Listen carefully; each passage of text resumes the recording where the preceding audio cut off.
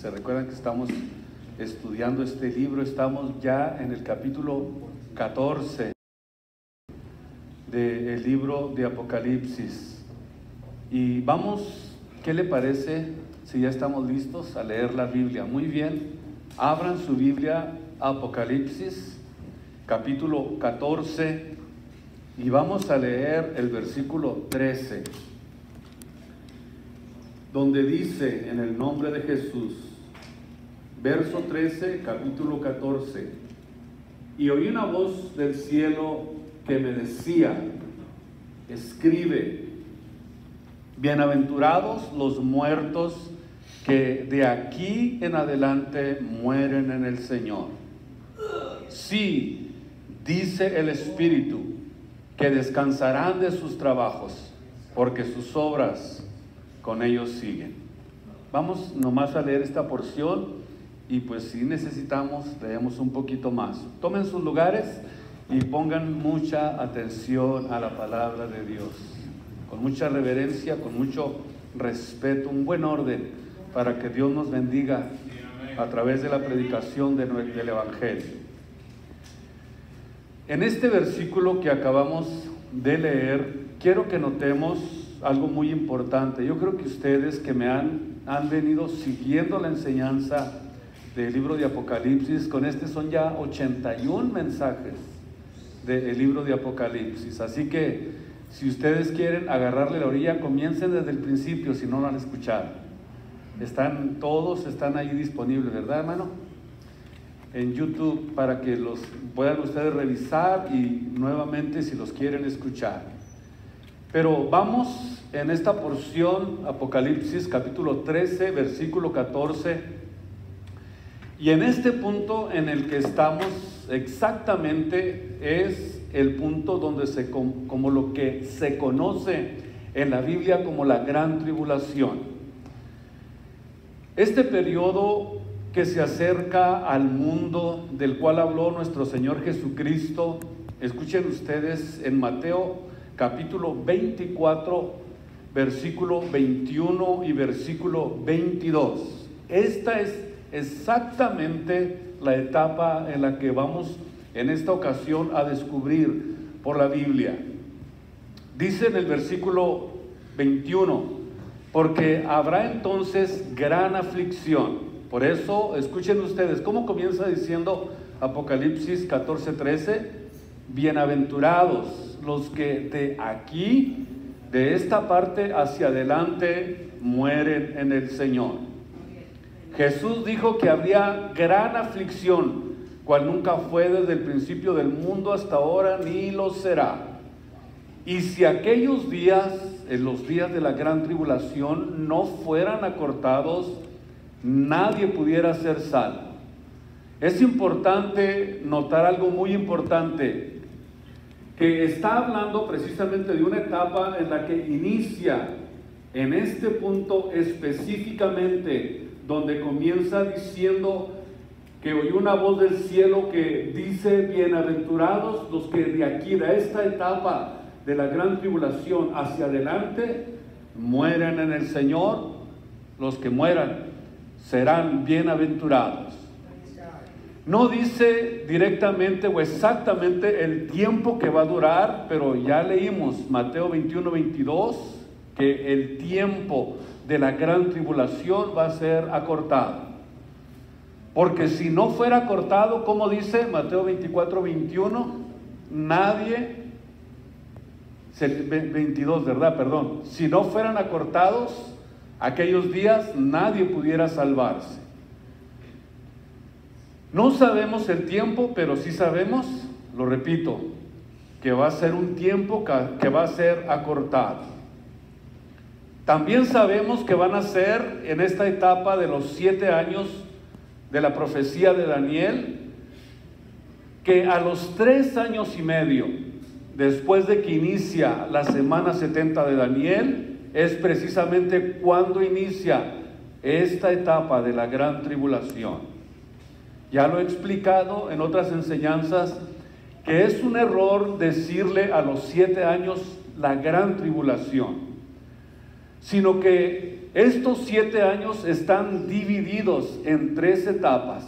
Primeros 3 años y medio es cuando comienzan los sacrificios en el templo de Israel, y que a los 3 años y medio, según la profecía dicha por Daniel profeta y por Jesús en Mateo 24:15, que a los 3 años y medio o a la mitad de la semana viene entonces la abominación desoladora o la abominación espantosa, cuando a la mitad de la semana el anticristo toma el templo para, oigan ustedes, lo va a tomar para ser hollado, para violar el templo, para ofrecer puercos, para ofrecer sacrificios de los que naturalmente Dios nunca aceptará. De aquí en adelante ningún tipo de sacrificio, porque ya se hizo un sacrificio en el monte Calvario que trajo la purificación del pecado a todo el mundo.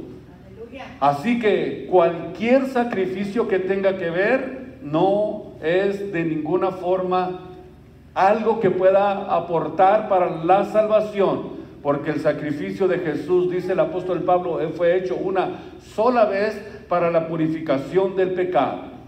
Con un solo sacrificio, dice también Hebreos 9, hizo perfectos a los santificados. Entonces, estamos hablando exactamente en Apocalipsis 14:13, exactamente a los 3 años y medio, cuando venga la abominación espantosa o desoladora de la que profetizó Daniel, de la que habló Jesucristo. Esta etapa, de acuerdo a la Biblia, es conocida como en el libro de Jeremías, como la angustia de Jacob, Jeremías 37. Y hablábamos precisamente anteriormente, los que van siguiendo estos mensajes, muy importante, sobre los adoradores del anticristo. ¿Se recuerdan ustedes? En el versículo 9 y versículo 10 de este mismo capítulo de Apocalipsis, donde estamos estudiando, dice que todos aquellos que reciban la marca de la bestia en sus manos o en su frente, dice la Biblia, que van a beber del vino de la ira de Dios. Y esto es muy importante entenderlo, porque cuando la Biblia dice que en el versículo 13, que llega el tiempo donde dice, bienaventurados los que después de estar en esa etapa, vamos a explicarlo de esta manera. Supongamos que hay alguien que no se dejó marcar, ni tampoco permitió que la bestia pusiera su marca, ni adoraron a la bestia, sino antes al contrario, prefirieron quizás padecer por la causa de Cristo, pero no permitir que al ponerte la marca de la bestia puedas comprar y vender, puedas tener acceso para poder ir al mercado y comprar, cosa que si no lo tienes no vas a poder, de acuerdo a la Biblia, ni comprar ni vender si no tienes la marca de la bestia. Pero ahora miramos aquí en este versículo 13 que de aquí en adelante viene precisamente la persecución, viene de aquí en adelante una bienaventuranza para todos aquellos que mueren en el Señor. La palabra bienaventurado es la palabra del griego que significa Macarios. Digo esto porque creo que nosotros la conocemos y tiene una aplicación que no es la correcta, porque la palabra bienaventurado del griego significa dichosos o felices. No es una aventuranza, no estamos viviendo a la aventura, antes al contrario. Cuando entendemos lo que es la palabra bienaventurado, descubrimos que son dichosos o felices. En otras palabras, bienaventurados los que mueren de aquí en adelante en el Señor, porque mueren resistiendo al anticristo y al falso profeta. Estos, de acuerdo a la Biblia, mueren por la espada del falso profeta, mueren sin ser marcados y sin tener el nombre de la bestia en sus manos o en sus frentes. ¿Qué descripción pudiéramos entonces nosotros descubrir tan importante? O pudiéramos decir, ¿qué descripción tan rara hace Dios, verdad, acerca de los que mueren? Porque nosotros estamos acostumbrados a que cuando alguien se enferma o está grave, corremos inmediatamente y hacemos hasta lo imposible para que aquella persona no muera, tratando de detenerlos para que vivan un poco más entre nosotros, ¿verdad? Es lo que nosotros hacemos. ¿Por qué lo hacemos? Porque nos duele la separación. Y esto, hasta que se complete, dice la Biblia, va a acontecer, de acuerdo a la Biblia, de acuerdo a Apocalipsis, que esta etapa en la que va a entrar el mundo, Apocalipsis capítulo 6, versículo 9 al versículo 11, dice que esto va a suceder hasta que llegue el número de los mártires que han de morir por Jesús como mártires por el anticristo y el falso profeta. Vean ustedes lo que nos dice aquí la Biblia. Y cuando él abrió el quinto sello, que ya lo estudiamos también, vi debajo del altar las almas de los que habían sido muertos por la palabra de Dios y por el testimonio que ellos tenían. Versículo 10. Y sigue diciendo, y clamaban en alta voz diciendo, ¿hasta cuándo, Señor? ¿Hasta cuándo vas a vengar nuestras sangres de los que moran en la tierra? Y en el versículo 11 está la clave de lo que estamos estudiando. Y les fueron dadas ropas blancas y se les dijo que reposasen todavía un poco más de tiempo. Escuchen ustedes, ¿hasta qué? Hasta que se completen los consiervos, los hermanos, los mártires que han de morir. Cuando se complete el número que Dios tiene predeterminado, entonces es cuando viene realmente el tiempo del rapto de la iglesia. El tiempo de ir a descansar con el Señor. Pero esto, de acuerdo a lo que está diciendo Juan en esta porción, que no es hasta que no llegue el número de mártires que Dios ha definido, es entonces hasta ese momento cuando estos muertos, a los que Dios llama dichosos, van a ser los mártires de la gran tribulación. No hay ninguna duda, y su muerte se va a deber a que se negaron a someterse y a dejarse marcar por el falso profeta y por el anticristo. Estos santos, de acuerdo a Apocalipsis 12:11, dice la Biblia que ellos han vencido por la sangre del Cordero y por la palabra de su testimonio, y no han amado sus vidas hasta la muerte. Los santos de la gran tribulación, vemos un vislumbre precisamente aquí, en esta porción, de los que han de ser mártires, y su muerte no es ninguna derrota, porque el mundo precisamente es el que nos quiere de alguna manera someter, es el mundo el que deja que nosotros de alguna manera quiere que seamos marcados. Y sin embargo, si nosotros estamos dispuestos, si tenemos en nosotros la pasión por Jesús, la pasión por la verdad, la pasión por la Biblia, por la palabra de Dios, estos mártires, si nos toca pasar por ahí y si Dios nos escoge como mártires, nos vamos a dar cuenta que no es ninguna derrota. No es ninguna derrota. Para el mundo quizás sea una derrota, pero nosotros cuando entendemos que si estamos dispuestos a servirle a Jesús sin importar lo que venga, lo que ha de suceder, y no retroceder y mantenernos firmes hasta estar dispuestos a dar la vida por nuestro Señor y Salvador Jesucristo, quizá para el mundo es una derrota, pero para nosotros es la victoria más grande que podemos alcanzar. Escuchen ustedes, porque la muerte es lo único que nos separa de Jesucristo. La muerte es lo único que nos aparta de Dios.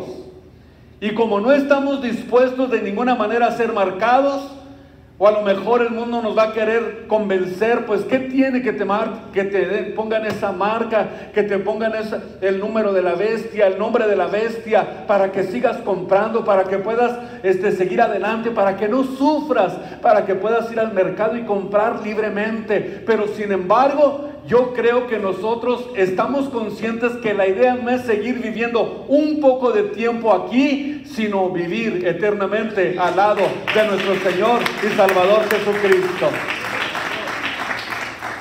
Quizás alguien nos pueda decir, sigue viviendo y salva tu vida. Pero sin embargo Jesús dijo algo muy importante, hablando precisamente acerca de este acontecimiento en Lucas capítulo 17, versículo 33, cuando dijo: cualquiera que procurare salvar su vida, la perderá, y cualquiera que la perdiere, la salvará. Vean, qué interesante lo que Jesús está diciendo. Entonces, al decir el Señor Jesucristo esto, notamos que Él está advirtiendo claramente que las personas que crean que evitar la muerte por negar a Jesús con tal de vivir unos 5, 10 años más, va a salir ganando. Quiero que sepas que estás rotundamente equivocado. Tenemos que aprender a evaluar el costo de seguir a Jesucristo. Y si no estás listo todavía, entonces calcula el precio que se necesita para poder servir a Jesús. Calcula el precio. Entonces es muy fácil recibir un evangelio que venga a nuestras vidas y que nos diga: mira, si te entregas a Cristo vas a ser prosperado. Si vienes a Jesús, tu vida va a ser diferente, vas a vivir como en el reino de los cielos. Es más, hasta te dicen: para de sufrir. Lo contrario a lo que el evangelio dice. La Biblia nos dice a nosotros, a cada uno de nosotros, claramente, Mateo 16:37, algo que es muy 10:37, perdón. Mateo 10:37, todo lo contrario, miramos que es exactamente lo que dijo nuestro Señor y Salvador Jesucristo. Él dijo: el que ama más a padre o a madre o a hijos no es digno de mí. Esto es algo que tenemos que entenderlo. No es lo que nosotros pensamos. No se trata de que si vengo a Cristo tengo que dejar a mi familia. No, está hablando del amor de Dios que comienza a impregnarse en nuestras vidas y se convierte en una pasión, y que no importa lo que pase en nuestra vida, nosotros jamás vamos a negar a Jesucristo. Apocalipsis 10:13, notamos que la Biblia nos da un mensaje diferente y tenemos que ser fieles a este mensaje, porque Él nos dice: toma tu cruz y sígueme. Toma tu cruz y sígueme. Eso es lo que la Biblia nos dice a nosotros. El que no se niegue a sí mismo, dijo Jesús, no puede ser mi discípulo. En esta porción dice también Apocalipsis 14:13, descansarán de sus obras. Cualquiera pensaría: pues ahora que ya no tengo que seguir trabajando, o quizás ya no tengo que hacer las labores de la vida cotidiana. Pero quiero decirles que no se refiere al trabajo secular, sino que se refiere a que descansaremos de las luchas, de las tribulaciones que tuvimos que enfrentar por causa de nuestra firmeza en la fe y nuestra confianza en las promesas de Dios. Pablo decía: he sido asaltado, he sufrido naufragios, he sido apedreado, he sido arrastrado, he sido dejado por muerto, he estado en peligro de ladrones, en amenazas de muerte, entre falsos hermanos. Y sin embargo, dice la Biblia que a pesar de todo lo que él estaba pasando, no se daba por vencido. no se daba por vencido, de ninguna manera. ¿Qué importa lo que pueda suceder? Al morir, al cerrar nuestros ojos, ya dice la Biblia que vamos a descansar, y todo lo que nosotros padezcamos aquí en la vida, de acuerdo a lo que el apóstol escribe, no se puede comparar con la gloria venidera que en vosotros ha de ser manifestada.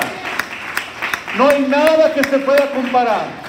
No importa el precio que tengamos que pagar, la vida venidera, lo que nos espera en el reino de los cielos, no se puede comparar con lo que tengamos que padecer aquí en esta tierra. Así que vale la pena servir a Jesucristo y reconocerlo como nuestro Dios y como nuestro Salvador. Y nadie más es nuestro Dios y nuestro Salvador. Solamente Cristo, solamente en Él. La salvación se encuentra en Él. No hay otro nombre dado a los hombres en el cual podamos ser salvos. Solamente en el nombre de Jesucristo. De acuerdo a la Biblia, también dice que la creación gime esperando la manifestación de los hijos de Dios. Cuando lo mortal, esto mortal, sea absorbido por la inmortalidad. Y cuando este cuerpo, que es un cuerpo de muerte, sea absorbido por la vida, entonces allí es cuando realmente descansaremos de nuestras obras. Yo creo que muchos lo anhelan, ¿verdad? Queremos que llegue ese día, el día de descansar de nuestras obras. Por fin vamos a ser desatados de este cuerpo. Por eso para el cristiano el morir es, dígalo, no tengan miedo. ¿Qué es para el cristiano morir? Ganancia. El morir es ganancia. Decía el apóstol Pablo, para mí el vivir es Cristo y el morir es una ganancia. Es una ganancia porque soy desatado, voy a partir del cuerpo, voy a partir de esta cárcel en la que estamos aprisionados, donde estamos nosotros limitados. Pero por fin somos libres por toda la eternidad. Al fin descansaremos de la persecución, de la angustia, de las situaciones que estamos viviendo. Por eso es que la vida temporal no se puede comparar con la vida eterna que ha de ser manifestada en los hijos de Dios. La eternidad es lo más precioso. La vida eterna es precisamente lo que nos tiene aquí en este lugar, porque queremos vivir al lado de nuestro Señor Jesucristo por toda la eternidad. Pablo decía, no sé qué escoger. Si quedarme en la tierra para seguir predicando el Evangelio o irme con Cristo. Imagínense ustedes qué convicciones tenía el apóstol Pablo. No hay yo que escoger. Si me muero, pues me voy con Jesús. Pero si me quedo, pues también hay necesidad de seguir predicando el Evangelio y no sé qué escoger. ¿Ustedes qué escogen? ¿Qué escogerían ustedes? Yo creo que irnos, ¿verdad? ¿Quién no se quiere ir de aquí, de esta tierra? ¿O quiere vivir aquí en la tierra? La tierra no es un lugar seguro. Dice la Biblia que esta tierra va a ser deshecha, va a arder, va a ser quemada.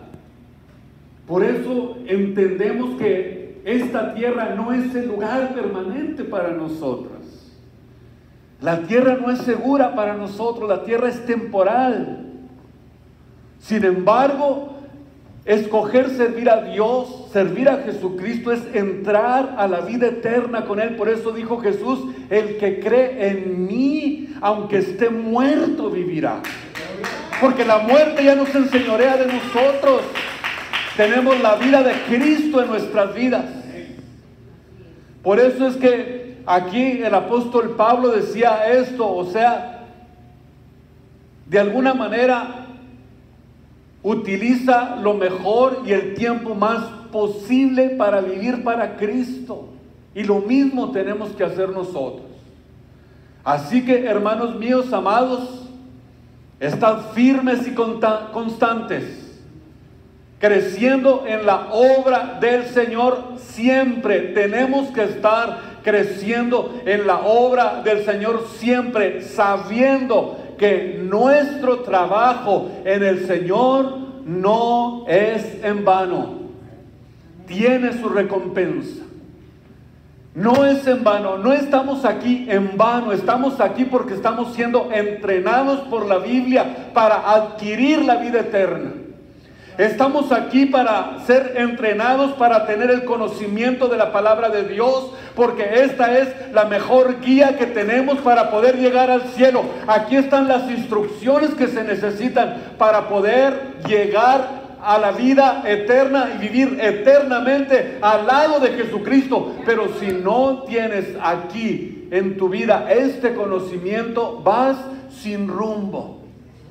Jesús dijo en Juan 5:39, escudriñad las Escrituras, porque a vosotros os parece que en ellas tenéis la vida eterna, y ellas son las que dan testimonio de mí.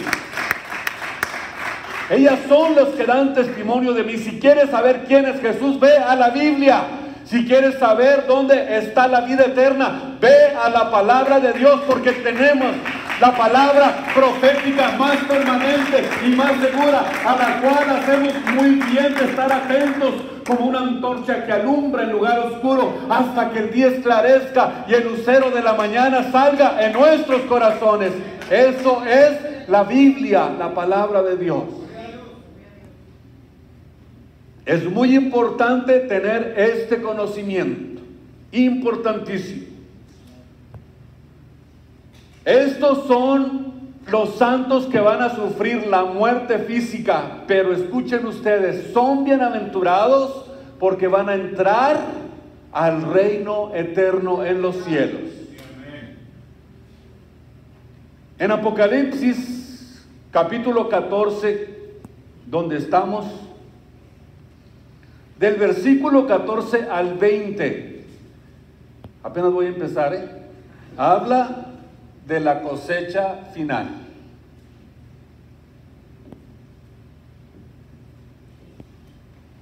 ¿Están listos para empezar? Si ustedes leen del versículo 14 al versículo 20, vamos a ver la siega final del mundo. La mies de la que habla la Biblia en esta porción representa a los cristianos, al pueblo de Dios. Dice en el versículo 15, y otro ángel salió del templo clamando en alta voz al que estaba sentado sobre la nube, mete tu hoz y ciega, porque la hora de cegar es venida, o ha llegado, porque la mies de la tierra está madura. Y el que estaba sentado sobre la nube echó su hoz sobre la tierra y fue cegada. Y salió otro ángel del templo que está en el cielo, teniendo también una espada aguda, y otro ángel salió del altar, el cual tenía poder sobre el fuego, y clamó con gran voz al que tenía la voz aguda, diciendo, mete tu hoz aguda y vendimia los racimos de la tierra, porque están maduras sus uvas. Aquí está hablando naturalmente de otra cosecha que se está segando. Y el ángel echó su hoz aguda en tierra y vendimió la viña de la tierra, y la echó la uva en el grande lagar de la ira de Dios. Y el lagar fue hollado fuera de la ciudad, y del lagar salió sangre hasta los frenos de los caballos de 7,000 estadios. Me va a tomar 2 mensajes para poder explicarles esto. Vamos a ver. Vamos a hablar de la siega final del mundo. Ya entendimos, la mies representa a los cristianos, al pueblo de Dios. El que estaba sentado sobre la nube, dice la Biblia, metió su hoz en la tierra y la tierra fue cegada. Y luego, en el versículo 17, dice que salió otro ángel del templo, que estaba en el cielo teniendo también una hoz aguda. Y es aquí precisamente donde vemos esta otra siega. Esta siega y vendimia es la siega de los malos, de los incrédulos, de los que rechazaron el Evangelio. Esta visión primeramente la podemos comparar rápidamente con lo que escribió Daniel en el capítulo 7, versículo 13 y versículo 14. Vámonos por partes. Vamos primeramente al libro de Daniel, capítulo 7, versículo 13 y versículo 14. Vean lo que escribió Daniel. Miraba yo en la visión de la noche, y he aquí en las nubes del cielo. ¿Dónde está el que traía la voz para cegar? En las nubes. Como un hijo de hombre que venía y llegó hasta el anciano de grande edad, e hiciéronle llegar delante de él, y fuele dado señorío eterno. Y le fue dado señorío y gloria, y todos los pueblos, naciones y lenguas le sirvieron. Su señorío, señorío eterno, que no será transitorio, y su reino que no se corromperá. Muy bien, vemos que es una visión de Jesucristo. 600 años antes de que Juan escribiera el libro de Apocalipsis, ve la manifestación de Dios a través de un velo de carne, o a través de una forma visible, o como un hombre. Como hombre, de acuerdo a la Biblia, entendemos, dice la Biblia, que Él se manifestó en este mundo, como dice Mateo 1:21, Emmanuel, Dios con nosotros en forma visible, como un hombre. Y en este proyecto, pudiéramos decir que en este tiempo, o en este proceso de redención, dice la Biblia que vino, se humilló hasta lo más bajo para venir y a través de un cuerpo visible manifestarse y venir como hombre, y dentro de ese proceso llegó a la medida en la que Él dijo: toda potestad me es dada en el cielo y en la tierra. Estamos hablando de un proceso que llevó a cabo como hombre para redención a través de un cuerpo de carne. En el principio era el verbo, dice Juan 1:1, y el verbo era Dios, y este verbo se hizo carne y habitó entre nosotros, para convertirse a través de esta manera en el Cordero sacrificado que quita el pecado del mundo. Y creció, dice la Biblia en Lucas 2:52, creció Jesús en sabiduría y en gracia delante de Dios y delante de los hombres, porque Dios se manifestó en carne. Por eso Daniel lo vio, que llegó, nació como un niño, creció, se desarrolló hasta que alcanzó señorío. De tal manera que él dijo: yo soy el alfa y el omega, principio y fin. Yo soy la resurrección y la vida. Yo soy el buen pastor, dijo Jesús. Yo soy el que su vida da por las ovejas. Yo soy el Dios de los antiguos, de los patriarcas, de los profetas. Y dijo Jesús que necesitábamos creer que Él era para poder alcanzar la vida eterna. Vemos entonces que cuando la Biblia habla de Jesús como el Hijo del Hombre, está hablando precisamente del proceso de redención al cual Dios vino a someterse como hombre para librarnos del pecado y de la maldad en la que nos encontrábamos. Así que por cuanto los hijos, dice Hebreos 2:14, participaron de carne y sangre, Él también participó de lo mismo, para destruir por medio de la muerte en la cruz del Calvario al que tenía el imperio de la muerte, es a saber, al diablo, y librar a los que por el temor, escuchen ustedes, por el temor de la muerte estábamos siempre sujetos a servidumbre. por lo cual, dice el versículo 17, debía de ser en todo semejante a nosotros. Increíble lo que la Biblia nos dice. Él debía de ser semejante a nosotros, como un hombre.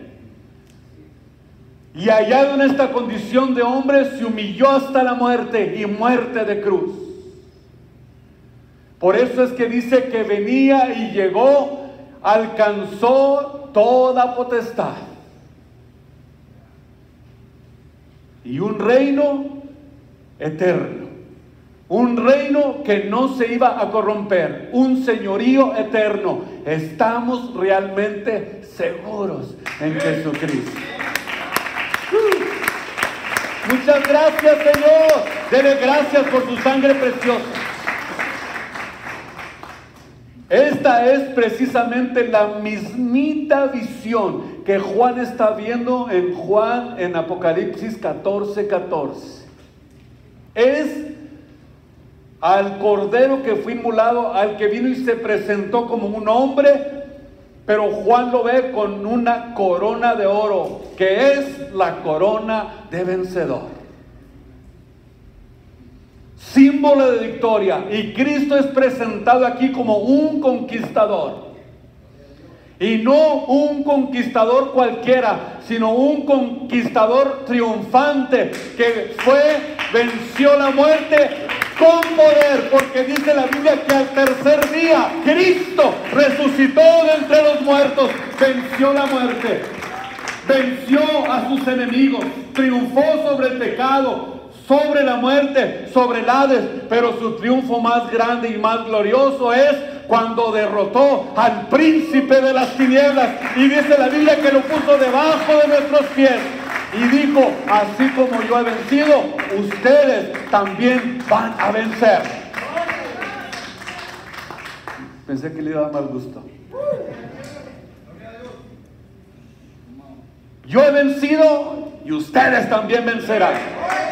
Les doy potestad sobre serpientes, sobre escorpiones, sobre toda cosa del diablo, y nada les podrá dañar.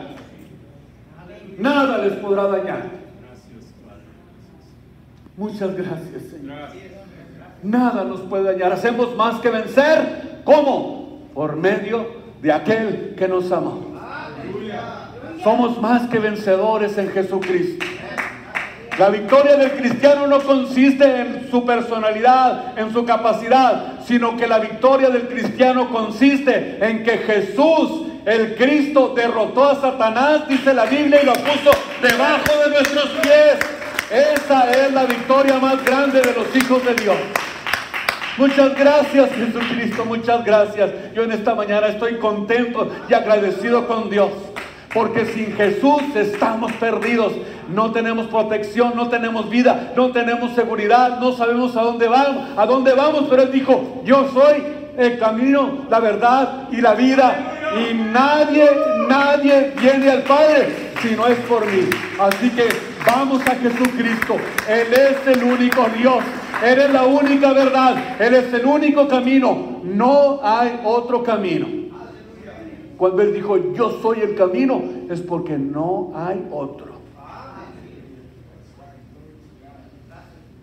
Gracias, Dios. No hay otro camino.